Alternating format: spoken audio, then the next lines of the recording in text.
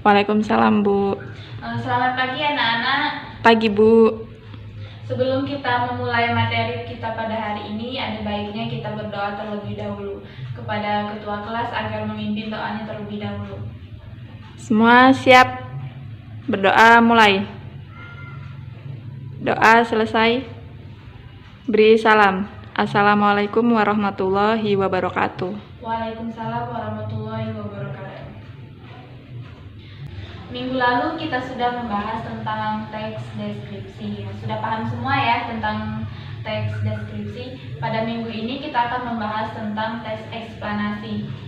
Nah, baiklah, di sini Ibu akan menjelaskan tentang teks eksplanasi. Nah, pasti anak-anak semua sudah tahu tentang seperti fenomena alam yang terjadi. Contohnya seperti gempa bumi dan tsunami, atau sering membaca teks yang berisi unjuk rasa di suatu daerah tertentu. Nah, teks eksplanasi ini adalah teks yang menjelaskan tentang proses terjadinya suatu fenomena alam ataupun sosial. Nah, dalam teks eksplanasi ini yang disampaikan berupa fakta ataupun nyata. Baiklah, Ibu akan menuliskan ciri-ciri dari teks eksplanasi ini.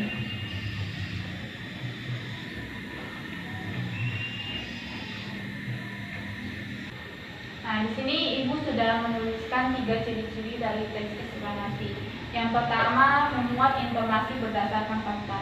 Nah, jadi informasi yang disampaikan dalam teks eksplanasi ini berdasarkan fakta ataupun terjadi dalam kehidupan sehari-hari.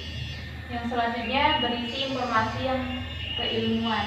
Nah, dalam teks eksplanasi ini juga ada yang diambil dari para ilmuwan.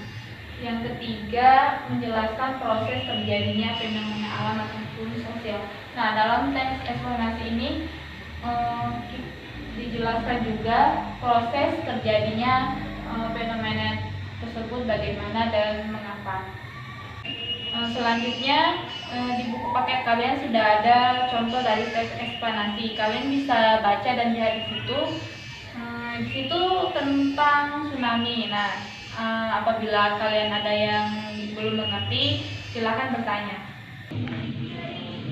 Saya, Bu, ingin bertanya, apakah di dalam contoh teks eksplanasi sudah memenuhi ciri-ciri eksplanasi itu sendiri?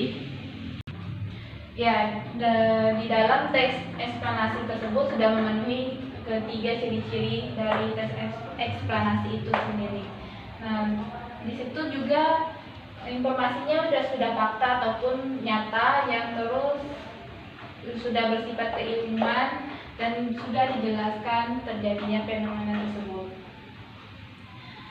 Nah, selanjutnya Ibu akan menyampaikan struktur teks eksplanasi. Nah, di sini ada 3 struktur teks eksplanasi. Ibu akan menuliskannya.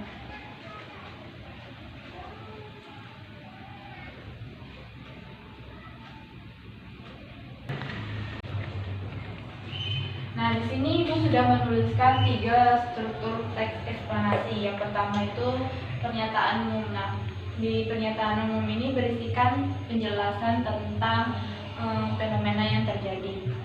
Nah, dalam teks yang kalian sudah baca tadi, bisa kalian lihat secara umum tentang bagaimana terjadinya fenomena alam tersebut atau bagaimana proses terjadinya fenomena alam tersebut. Nah, selanjutnya deretan penjelas.